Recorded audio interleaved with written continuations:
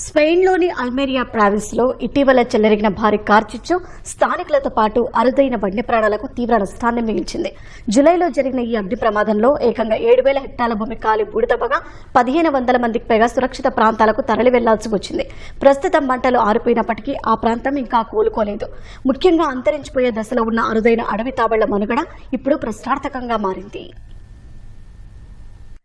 Spain అల్మెరియా ప్రావిన్స్లోని బేదర్ పట్టణం చుట్టుపక్కల ఎటు చూసినా కాలిపోయిన చెట్లు, బూడిద కుప్పలే కనిపిస్తున్నాయి.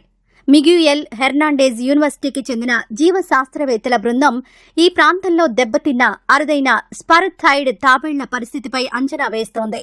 ఈ బృందం దాదాపు 20 ఏళ్లుగా వీటిపై అధ్యయనం చేస్తోంది.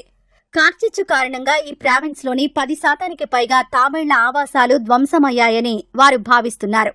బూడిద కుప్పల్లో వెతుకుతున్న శాస్త్రవేత్తలకు కాలిపోయిన తాబేళ్ల కళేబరాలు లభ్యమవుతున్నాయి.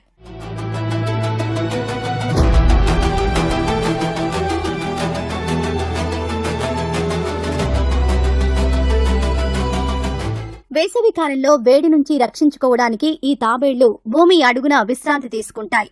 అయితే మంటల తీవ్రత ఎక్కువగా ఉండి వేడి భూమి అడుగుకు కూడా వ్యాపించడంతో చాలా తాబేళ్లు అక్కడికక్కడే కాలిపోయి ఉంటాయని వారు అంచనా వేస్తున్నారు.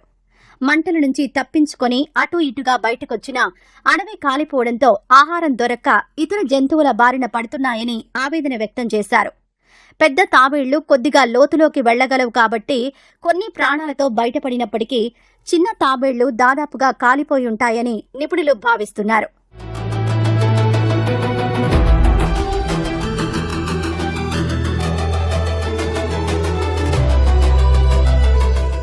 ఈ జాతి తాబేళ్లు సంతానోత్పత్తి దశకు చేరుకోవడానికి దాదాపు 14 ఏళ్ల సుదీర్ఘ సమయం పడుతుంది.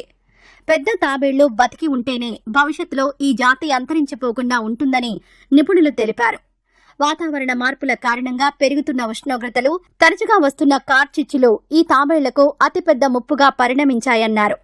తాబేళ్లు వేగంగా కదల్లేవు కాబట్టి మంటలొచ్చినప్పుడు తమ ఆవాసాలను వదిలి పారిపోలేవని వివరించారు. గడిచిన 10-15 ఏళ్లలో ఈ అరుదైన తాబేళ్లు తమ సహజ ఆవాసాలను దాదాపు 10% మేర కోల్పోయాయి.